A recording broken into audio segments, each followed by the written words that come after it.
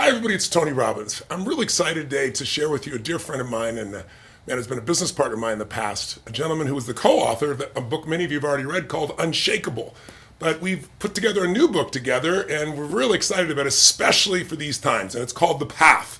The subtitle is Accelerating Your Journey to Financial Freedom, and couldn't be a better time to be talking about that than right now. And so many people are in fear, and so many people think this will be the worst time to invest. And I think this interview is going to be really eye-opening to you because it's not going to be based on opinion. It's going to be based on facts, based on trends that have gone on for literally centuries in the marketplace.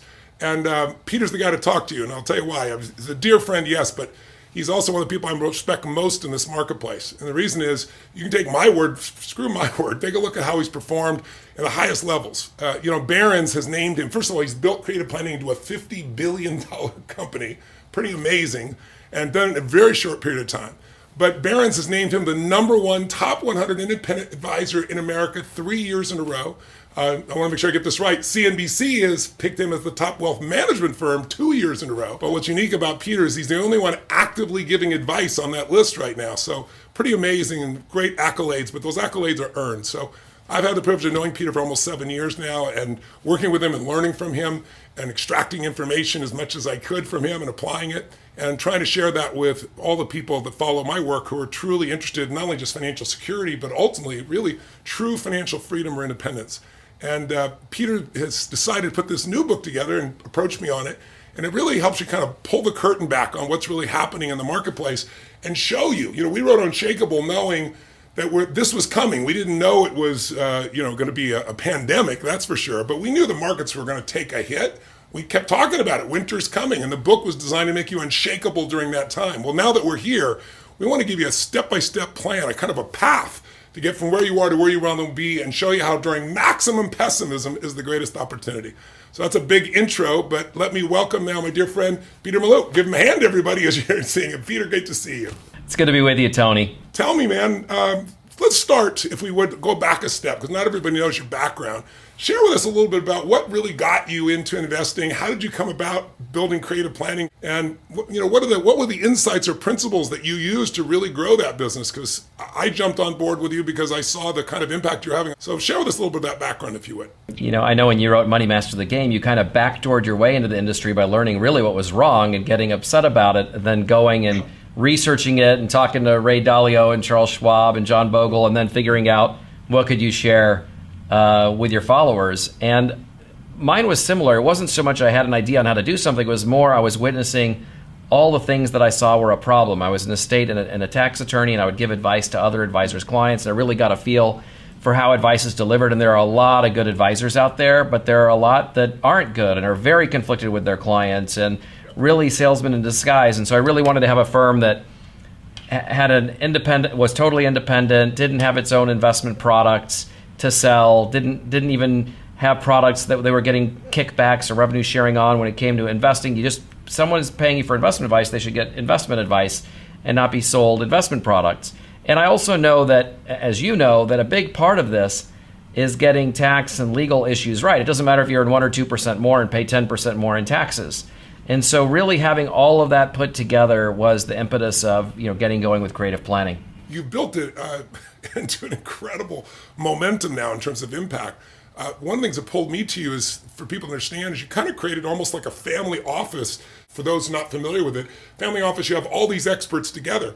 The problem today is you go to somebody for advice on how to invest, then you got to go talk to your tax attorney, then you got to take a look at what's going on with your mortgages. And so people that are super wealthy have these family offices with all these experts.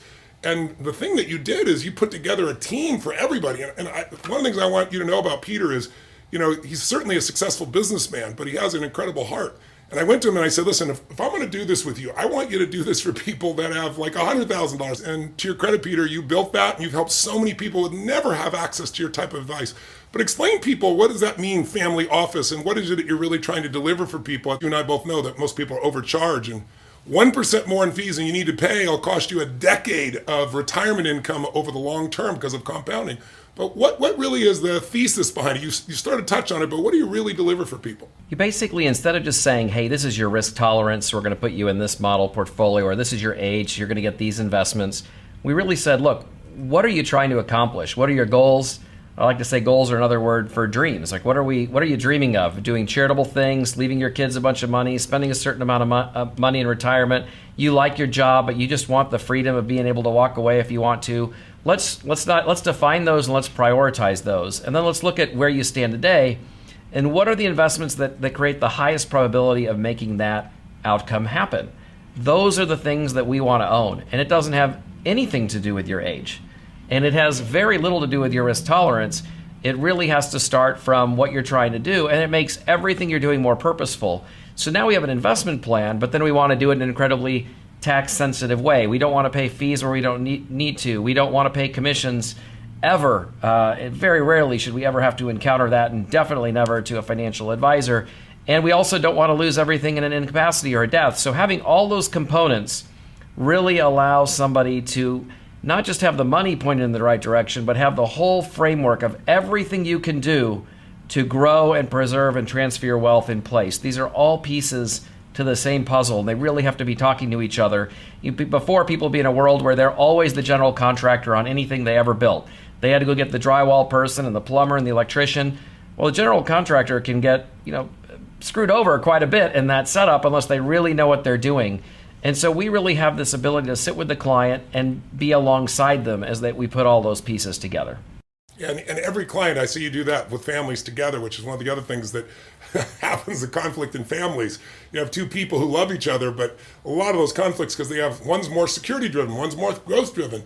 And I've watched you guys, and not just yourself, you've built an unbelievable team, really navigate that with people so they can have some certainty, which brings up the big question, why this book now? There's so much uncertainty out there. There's so much fear. Fear is the real virus now. Obviously, there's a virus out there, but the virus is a lot smaller than the fear that it's devastating families and emotions and economics and businesses. So why did you want to do this book at this time? When we did Unshakable, it was really all about investing and preparing for a bear market. And like you said, we didn't know what the bear market was going to be, but we knew it was going to come. And the book couldn't have been better timed, really, having Unshakable come out. But it's only really a piece of what we're doing, and it's only a piece of wealth management. Even if you understand markets and you understand how to invest, you still need to understand, well, what investments make sense for you and what are the legal and tax implications. So the path is really about all wealth management. So whether somebody's a centimillionaire or somebody has $100,000 or $50,000 or any amount, it really walks through step by step. How do you define your goals?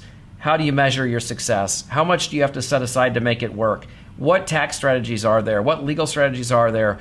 How do we not lose everything because your insurance isn't right? And it just goes chapter by chapter, walking you through how to get your house in order and really put that extra push into things to propel you towards your goal. And it also has a lot to do with what money's about. So even if you've got all the planning right and the wealth management right, which is what's new to this book, it also touches on money serves a purpose and to really enjoy life and how money fits into that. And we talk a lot about that, including the chapters that you covered in the book.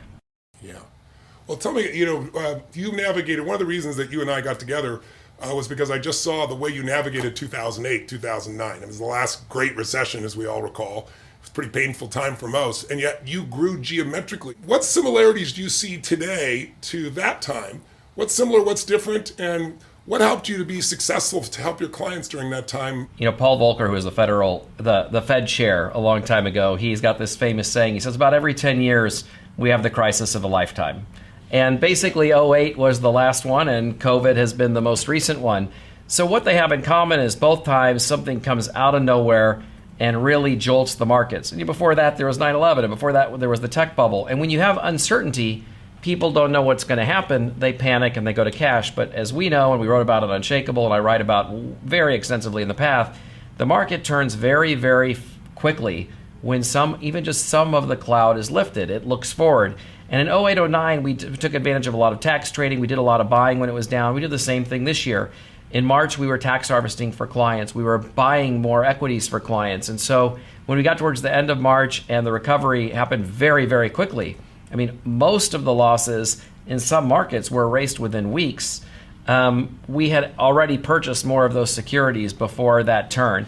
And so really just having the resolve, understanding and believing over the long run in the economy and the markets, and then having the resolve to go the opposite direction of everybody else at that time and take advantage of the tax implications too, really can put you in an advantage. And I walk through a lot of that in the book, and it's something we do at Creative Planning, and that we did, through March and April as well of this year.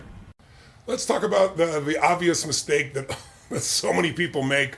It happens all the time. It's based on human psychology and emotion, and that's people trying to time the market.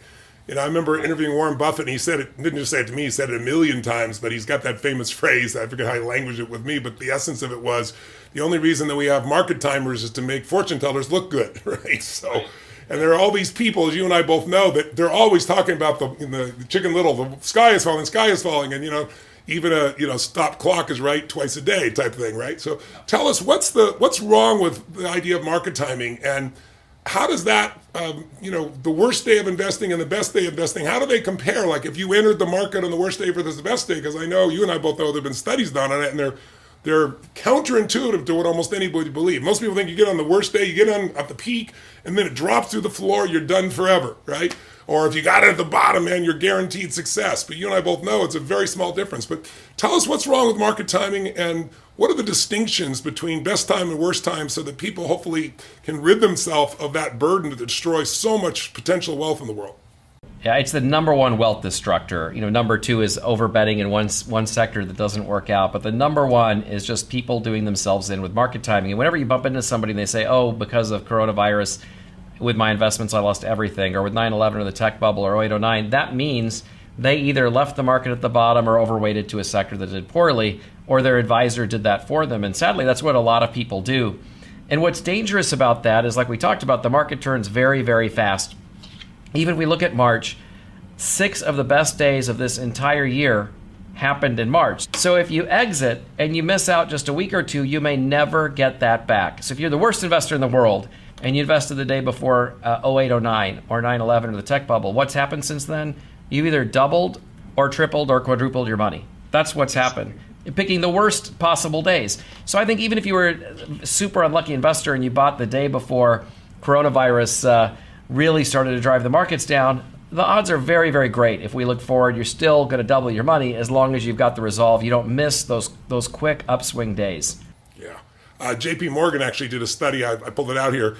Over 20 years, the S&P 500 averaged 8.2% compounded. But here's what's crazy, guys. If you missed just the top 10 trading days, it went down to 4.5%. That was your total return. It cut it in half. If you missed 20 days out of 20 years, 20 of the top trading days, because you thought you knew when the bottom or the top was going to happen, you end up with 2.1%. You might as well have had something in a bond of some sort without the risk. And then 30 missing. If you missed 30 days in 20 years, the 30 top trading days, you made zero money. Just being out 30 days in 20 years. I mean, it's impossible. But here's the craziest thing, and you just demonstrated it. 6 out of the 10 best days in the market over the last 20 years occurred within 2 weeks of the 10 worst days. Maybe you can give people some insight as to why is it really like, if a Ferrari that was for $400,000 was on sale for $150, most people go, that's incredible. But when a stock goes on sale because of fear, people run away. Tell us a little bit about that psychology and how can we combat it? Well, I think there's this myth that the market's like a casino and it goes up and down. And so people try to avoid the down part and get in for the up part, but it's not like a casino at all. If you go to a casino, every single game, as this great chart from Bloomberg shows, every single game has losing odds. Your odds, the longer you play, the more likely you are to lose. But in the market, no matter when you go in, your odds are going to be positive a year later, about 75%. Over 5 years, it's about 89%. Over 15 years, it's almost 100%. So it's the opposite of a casino. With the market, you are the casino. You are the one that the longer you play, the more likely the odds are in your favor. And you just have to kind of get out of your mind that it goes up and down. That's not what it's like at all. So I try to explain to clients when they're concerned about it. If you really think about, say, a candy bar or a can of Coke or going to a restaurant, during coronavirus, some of those things might be on sale because they're having a hard time selling them, and so they're encouraging people to come to restaurants or buy drinks or whatever. But we intuitively know that's not what prices are not going to keep going down. Over the long run, they're probably going to go up. Here are some great charts that I like to use as an example. Like if we look at the market over the long run, it just goes up, but it's not just the market. If you look at a McDonald's cheeseburger from 1955 to today, has it had periods of time where the price has gone down? It has, but over the whole time, it's gone from being, about a quarter to $1.60. It goes up. Same with cornflakes. Same with a Hershey's bar. And that separates the myth from reality. The market is just these products, the earnings associated with these products reflected in stock prices. So you cannot have a Hershey's bar go up and a can of Coke go up and a meal at McDonald's go up without there being inflation. And inflation is part of the market return. Yes. And help people understand. I know Schwab did a study also. I grabbed it here to remind myself the details. They said that, if in 1993 you invested $2,000 and you did it on perfect timing, you made $87,000. I'll put it up on the screen here afterwards here. If you invested just the minute you had any money, you made $81,000 of that money. If you did dollar cost averaging, right, putting the same amount in every month, you made $79,000. If you were the worst timing, if you got in at the peak and the market crashed the next day, you made $72,000. So 72 versus 87, it's so minor over that 20 years of investing. And if you stayed in cash, of course, it was the worst. You made $50,000, right? $51,000.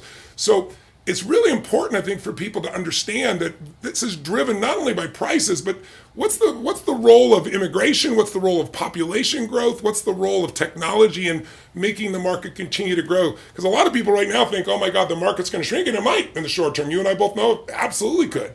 But why over the long term can we count on that besides just prices growing so people have more of a larger understanding of the dynamics?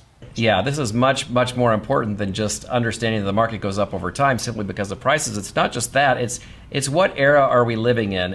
And objectively speaking, we are living in the best era ever to be a human. I think that's not even debatable, but definitely as an investor. And if you look at what drives investing, you need to have people to buy stuff. So part of it's demographics. And the other part is we need innovation and technology. So when we sit in high school, my son sits in high school classes today, and my daughter sits in those classes, they're going to learn about the Industrial Revolution, and they're going to learn about the technology, and they're going to learn about invention of fire and all those things and the wheel. But thousands of years from now, okay, if we haven't messed up the Earth by then, thousands of years from now, they're going to be studying this period right now, and the rapid speed of technological innovation that's impacting everything from the way we communicate to the way that we grow to the way that we print to medical care and everything else. Technology and innovation isn't just happening, which is a prerequisite for economic expansion. It's happening at a faster rate today than it ever has in all of history. And what it's doing is it's allowing us to compress time to be more productive. Like instead of delivering a letter on a horse or even a overnight mail or a fax or an email, it can be texted. And we no longer have to use tablets and print. You get something instantly online. You get the answer to everything in a library and Wikipedia if you want to, or in a book. Everything is moving faster, and at the same time, it's costing less. Okay, so we're not only getting more advanced technology, like a phone that now replaces everything, but the phone is more accessible to everybody. In the United States, the average person living in poverty has a phone. A phone has more technological power than we used with Apollo 13, right? In just that phone. And it replaces about 100 things, from an alarm clock to an atlas to just everything. But the idea is it's become more accessible, it's become more affordable, it expands knowledge, it drives innovation, and we have these demographics. We have over 1 billion people coming out of poverty in the next 10 years all over the world. And what are they going to do? They're going to do what everybody coming out of poverty does. They're going to buy stuff. So you put these forces together on top of normal market forces that have found a way to propel markets forward no matter what's happening regardless, and you've got a great time to be alive and a great time to be an investor. And there's so much discussion about the wealth gap, and it is a true wealth gap. But I've been reading some of the studies that show in those wealth gap, they don't show other assets that are owned. It's kind of interesting. But more importantly, people get more for their money today. I remember growing up and being in a position where if you wanted to steal music, you had to go to a store and you had to really risk something, right? You couldn't go online and go click, click, click and just take what you want. Right. But sincerely, today people have privileges, opportunities who never could have afforded in a million years, and we take it for granted. Do you have some examples you could share? Because I want people to understand the quality of life. Even though the pandemic has hit everybody to their knees to some extent in the short term, the quality of life seems to keep improving, whether we go through a world war or whether we go through swine flu or whether we go to World War II or we go through a great economic reckoning. We seem to keep moving forward, and the quality of life seems to be improving, including for those that are most impoverished around the world. Oh, there's absolutely no question. So if you look at, for example, what we used to be able to spend on what we want to spend, we used to spend 43% of our money over 100 years ago was on food, 23% just to get some kind of shelter with no heating or plumbing or electricity or anything like that, and 14% to just buy a couple pieces of clothes. And that left us 20% to do other things.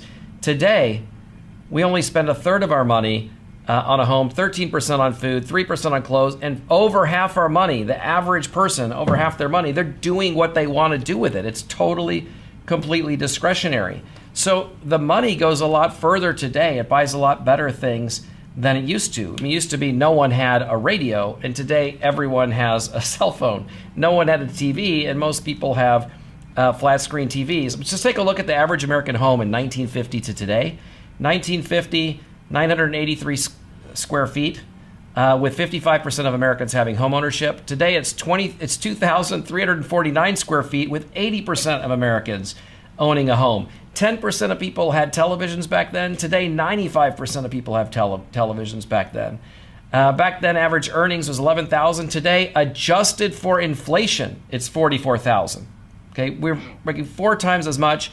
Listen to this. Quality of life back then, 68-year life expectancy, 50% of seniors living in poverty, 75% of African Americans living in poverty. 0 years was the average years in retirement. Today, life expectancy, 78 years, 9% of seniors living in poverty, 27% of African Americans living in poverty. Average retirement is 12 years. Anybody that says they want to go live in the good old days has their head in the sand and is just absolutely having to go out of their way to construct a narrative where somehow that is better. And remember, the market was going up through all of that.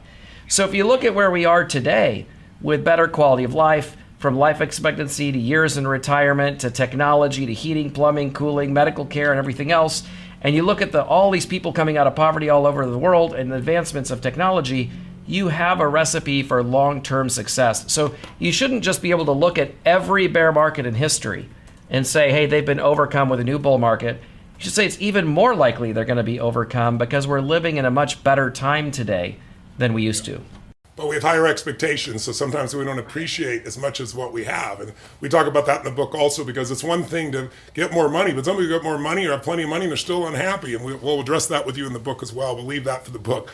But I view 2 things. One is the wealth gap, though, is real. And there are many people still suffering, way more than we want to, obviously. There's been gigantic progress in humanity in that area. But, if you look at people today living in poverty, you and I, we're donating, by the way, 100% of this book is being donated to Feeding America. We've done that. I've done that with all my books, my last 10 years of books anyway, and we did it together Unshakable. I'm proud to tell you, by the way, we're going to hit 700,000 meals this year. I set a goal 10 years ago to feed 1 billion meals to people in America, and we're going to hit 700,000. So we're obviously care about that, want to deliver that. But what's missing so often, and you hear kids today, for example, talk about there's no opportunity, or hear people talk about socialism who've never seen it. I worked down in Venezuela. I'm very familiar with that. I went to the USSR when it was still the Soviet Union. I know what that really looks like. It made me a capitalist.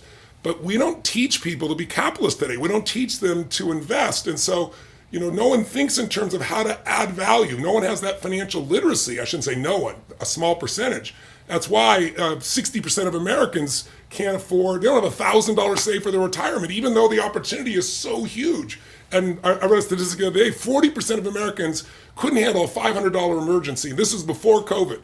So I don't want to downplay the challenges. I just want to say that if we can teach people how to find the way to take a small portion of what you have, how little you have, and invest that, the power of compounding. Can you touch on that? Because most people, I think, believe I got to make, $10 million a year and then I'll be financially free. And you and I both know, we both coach people that some of the greatest athletes, some of the most amazing entertainers, actors who made fortunes, and then literally we end up going bankrupt. Some of the most famous names in the world have done that. So what can you get across to people so that not only do they want to learn this themselves, but perhaps share it with their friends or their family or their children?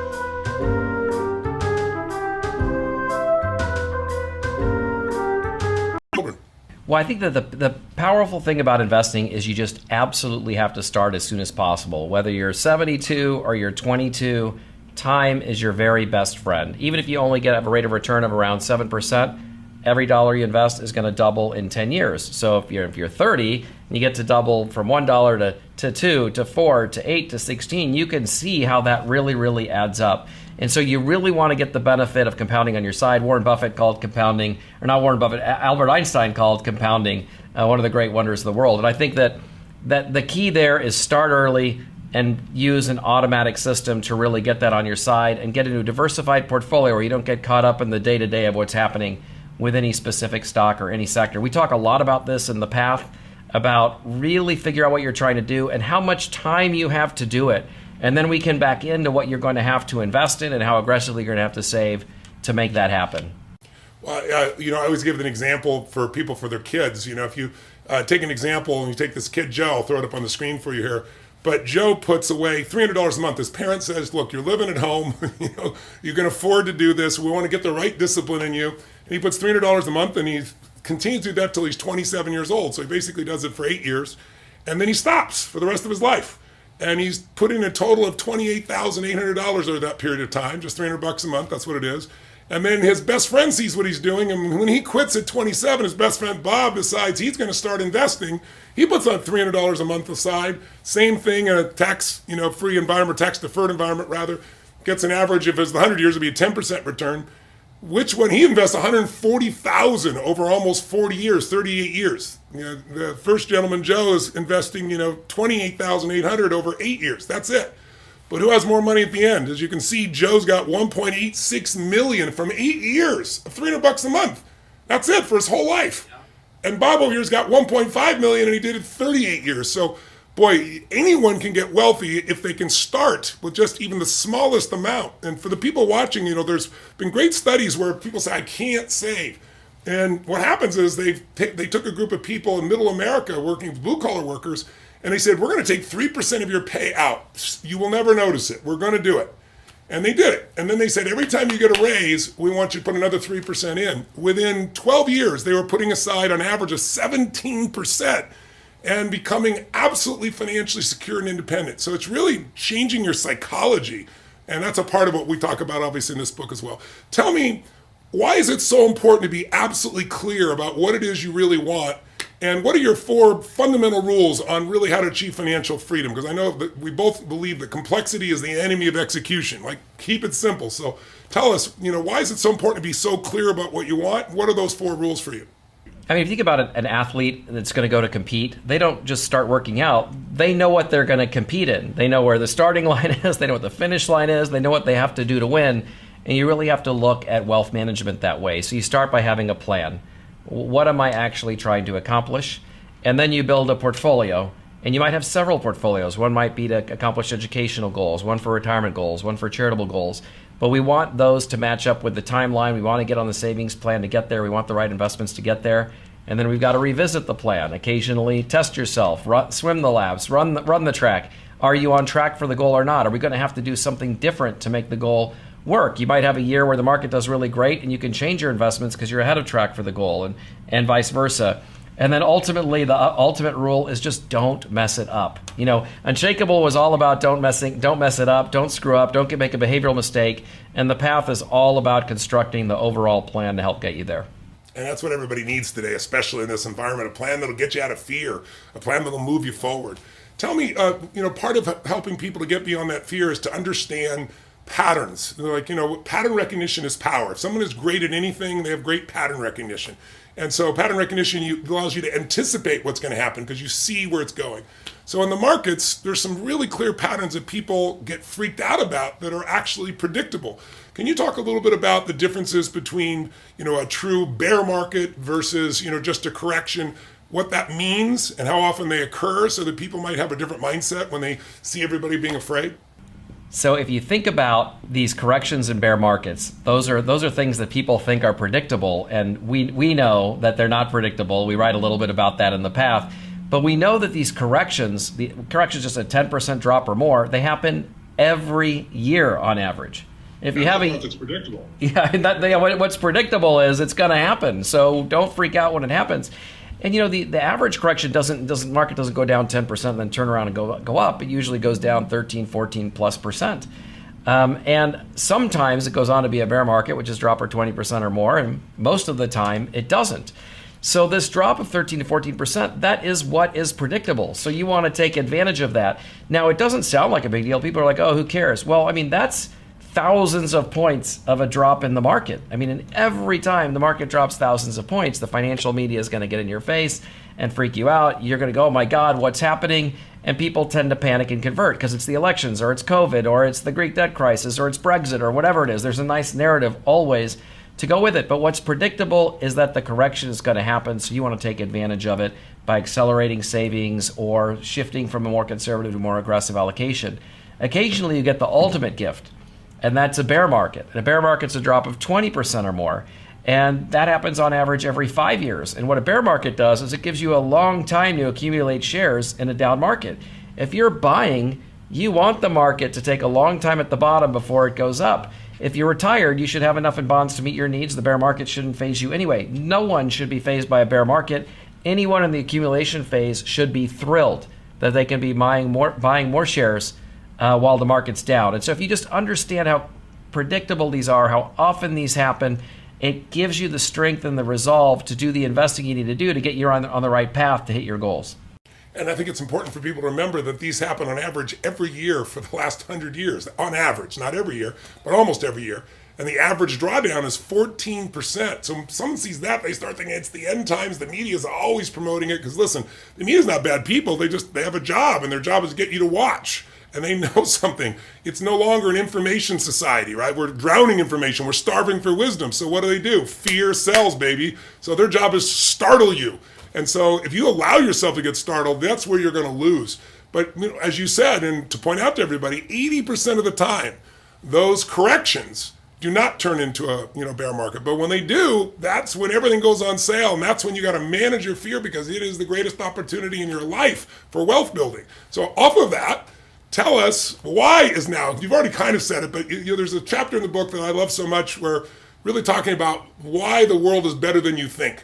Why is now the time to invest? Why is now one of the best times to invest? So that people get a sense, because I think most people have the very opposite view. Most people are frozen with uncertainty. I'm trying to figure out how to survive, not invest.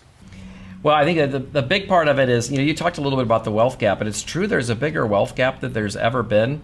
But there's more people emerging from poverty into the middle class than ever before. So really a lot of what drives the markets is you have this big move. The biggest move between classes is the lower class, the working class, into the middle class. It's been unbelievable. I wish we would hear and read more about it.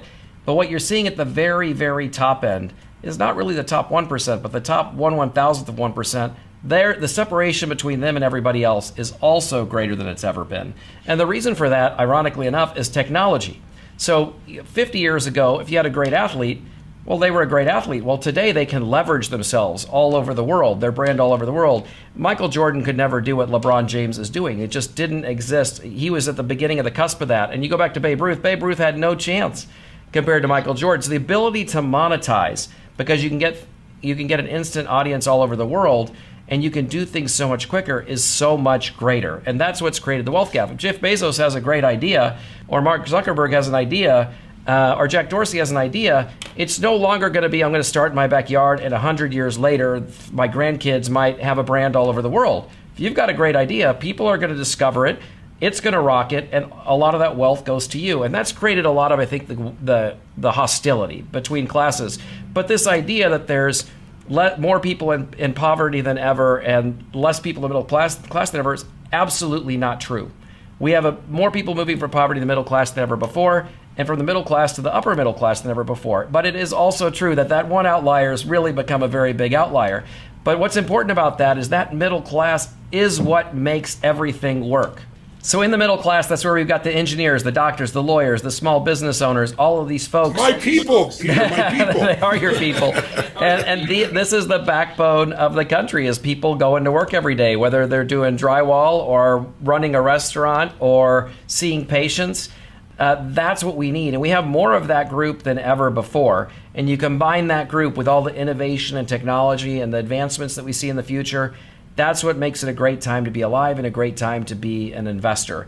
If you ask a doctor who's a neurologist or a cardiologist, they'll tell you that they've learned more about the brain and the heart in medicine in the last 20 years than the past 10,000 years combined. That's the era we're blessed to live in today. And that's what's propelling the economy forward, is all of these advancements and innovations. They cause this turmoil in the market that scare investors because companies come and go quicker than ever. Restaurant used to open. It might stay open for years and years if it was just okay. Today, if it's just okay, it's going to be gone in a few months. But we're not running out of restaurants. And so we're living in just this amazing, amazing time. And it reflects itself in the economy and in the markets. And for someone with discipline, they can do a lot of great things. A lot of people think that money is just about accumulating more money and whoever has the most wins, or maybe even it's just a simple goal of being retired. And I know you talk all the time about how money's just an ends to a mean, and I know you write about this in the book. So Tony, if you could share with us, how you see money fulfilling needs. Oh, a little reversal on me here in the interview. Okay. Well, I think it's really important, especially, I think COVID has brought it up even more. You see so many people suffering, and the suffering certainly comes from not having certain resources that weren't planned for, but the suffering also comes because we haven't learned to manage our own fears, our own emotions. I know the Soviet Union in the 60s did a bunch of studies on how much they could embed fear into people until they would just comply. And it literally took less than 2 months where when people then were revealed the truth, they wouldn't change their mind. And I think it's so critical to understand that wealth is mental, it's emotional, it's spiritual, and it's financial. It's also health, it's physical. And so if you don't have abundance in all levels and all you have is a lot of money, I know a lot of people, a lot of money, they're very poor. I know a lot of people have very little money, but they're very wealthy in the quality of their life. I really believe that the extraordinary quality of life is what we're all after. It's people come to me and they'll say, I want to grow my business, 200%, or, I want to lose 30 pounds, or I want to turn my relationship around, or can you please do something with my kid, or whatever. But all these things have in common is what we're really after when we're after money is a better quality of life. We want to have more autonomy, more freedom, more choices. And it's not even that you don't work, because you and I both are in a position we don't have to work another day of our lives, and we both have friends that have sold their businesses for plenty of money, hundreds of millions we have, and some people billions, some of our friends. And then you see them happy for about 3 months on average. I've seen this happen so many times, because it's not so you have enough money, you don't work. It's you have enough money, you don't have to work, so you do what you love because you want to do it. Then you walk different, you talk different. But it doesn't start with the money, it starts with a psychology. And what I try to get across to people is, the quality of your life is the quality of your emotions, like where you live emotionally. We all have an emotional home. So think of it like, we all know people that are pissed off all the time. Doesn't matter what's happening. They find something to be pissed off about. We all know people that worry all the time. There's nothing to worry about in their own life, their own kids. They worry about the universe, right? Someday the sun's going to explode and the earth's going to be gone, And so warriors worry, I should say, right? Angry people get angry. We all know some people that, think they're funny, but they're not really, but they crack themselves up and you find yourself laughing too. So human emotion, you could have $1 billion. And if every day you live in the emotion of pissed off or frustrated or overwhelmed, then your life is pissed off, frustrated, overwhelmed. Doesn't matter how much money you have. So part of what we share in this book are some of the tools that can have you really have one of the greatest qualities of life ever right now. It's like, you can't wait to get beyond, fear. You can't wait to get beyond, living in scarcity. You got to start beyond it. And so decisions are what my life's about. I help people make decisions. And you do that as well. You do it on the financial side. And that's one of the reasons we got together in the first place. Because it's your decisions much more than your conditions that are going to determine the quality of your life. It's not, oh my God, COVID's happened. It's, oh my God, the market's gone up or down. It's what you decide to do. The market has never taken money from anybody. You know that and I do. It's our decisions that have done that, our fearful decisions. So if you want an extraordinary quality of life right now while you're building the financial side of wealth, and you want the other side of wealth now, you have to learn to discipline your mind. You have to learn to discipline your disappointment. Because life is filled with disappointments. Disappointment either destroys you or it drives you, right? And so what this book is really about is getting you a path. And when we say a path, we literally mean a plan, a path that'll get you from where you are to where you want to be. And what's in the way of that path is a lack of education, so we're giving it to you, the tools, the strategies, the ability to know exactly what to do, designed for you. But also, it's really about being in a position where you have a path for quality of life. And so I think there's two skills everybody has to master. Skill, if you want an extraordinary life. Skill number one is the skill of being able to really master your ability to achieve. Master your ability, I call it the science of achievement. It's like the capacity to take where you are right now and say, no matter what's happening, here's how I'm going to get there. Now, it's not going to be a straight line. If you take off from Florida here and you want to fly to Hawaii, it's not a straight line. You're off course a good deal of the time. But instead of the pilot going, oh my God, we're off course, we're going to die, an experienced pilot, like an experienced investor, goes, hey, I just need to make a little correction, and they land on a dime. That's what the path is.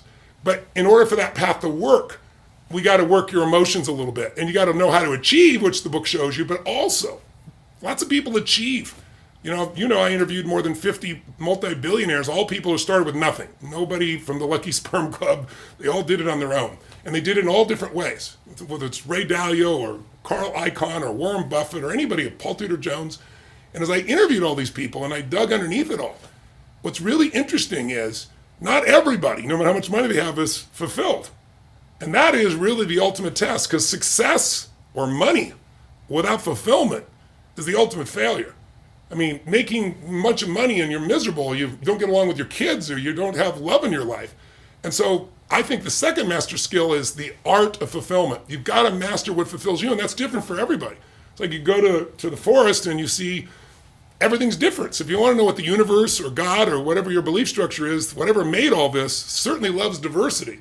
And so your ability to find that fulfillment today, not someday when you have a certain amount of money, because it's like when I tell people about giving, they go, oh yeah, easy for you, you give, you're wealthy. And no, if you won't give a dime out of a dollar, you're sure as hell not going to give, $25 million like you and I are doing this year, or anything of that nature to people. You're not going to take that and do that. But if you learn to give, if you learn to operate in a way that's more fulfilling, if you learn that it's not just about getting, it's about growing, becoming, and giving, then it's unbelievable. And the research today is, it's not some psychobabble or some positive thinking I'm sharing with you. Now, scientists can actually, about the saliva that you inject, they can figure out which hormones are triggered by activity. You going and buying coffee for 3 people in line behind you at Starbucks will give you an emotional level of fulfillment more than almost any other thing where you spend a lot more money, because you did something that was completely outside yourself. You did something that was pure. It wasn't for stars on your chart. You just did something because it felt right. And research shows that you're going to be fulfilled by getting to a certain extent, but things don't give you long-term fulfillment. Experiences.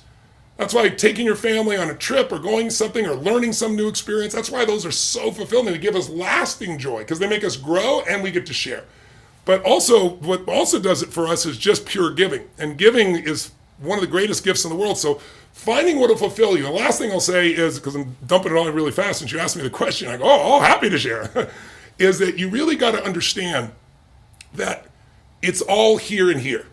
Like, the quality of your life is what you do inside your head and your heart. And decisions, I think the most important decision I learned in my life was this decision to live in a beautiful state no matter what. Not some phony, fake, positive thinking, rah-rah BS.